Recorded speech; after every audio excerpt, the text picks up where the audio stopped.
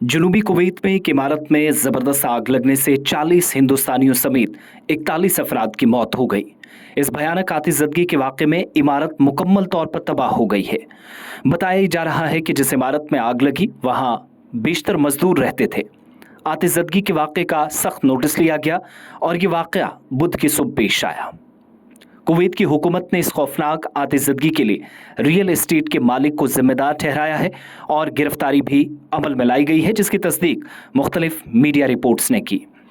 Kuwait की कना news agency की रिपोर्ट को सही माने तो इस अफसोसनाक वाक़े में 15 दीगर अफराद जख्मी हुए हैं, जिनकी तादाद 30 से ज़ायद बताई गई थी। ताहम 15 के आसपास भारतीय शहरी हैं, जिनमें 11 के आसपास अस्पताल से फारिग कर दिए गए हैं।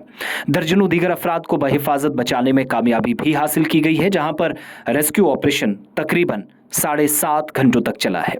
दरियासना कुवैत में हिंदुस्तानी सफारत खाने ने एक हंगामी नंबर 965-655-05246 जारी कर दिया है। नंबर एक बार फिर से नोट कर ले, 965-655-052-246। लोग इस फ़ोन नंबर पर कॉल करके अपने अजीज़ व अक़रबा के बारे में मालूमात हासिल कर सकते हैं।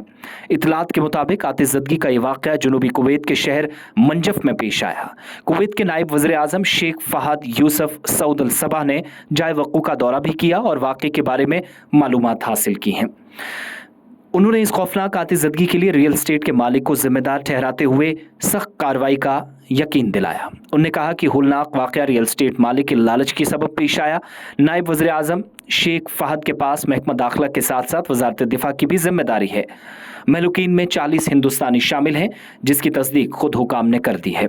इस भयानक आतिशबाजी के वाक़े में 41 अफराद की मौत के बाद भारत में भी एक बार फिर से फिजा की गूंज है। मरने वालों में 40 हिंदुस्तानी भी शामिल है। कुवैत के सरकारी टीवी की तरफ से बताया गया है कि जिस इमारत में आग लगी वहां मजदूरों की बड़ी तादाद मुकीम थी। इमारत से बड़ी तादाद में लोगों को बाहर निकलते हुए देखा गया।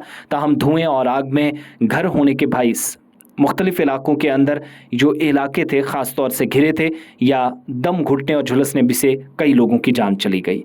इतना ही नहीं, मकामी हुकाम ने इस बात की भी तस्दीक की कि इस इलाके के अंदर पहले से भी इस तरह के खदशात का इजहार किया गया था, जिससे बचने के लिए सख्त इकदामात की ज़रूरत थी।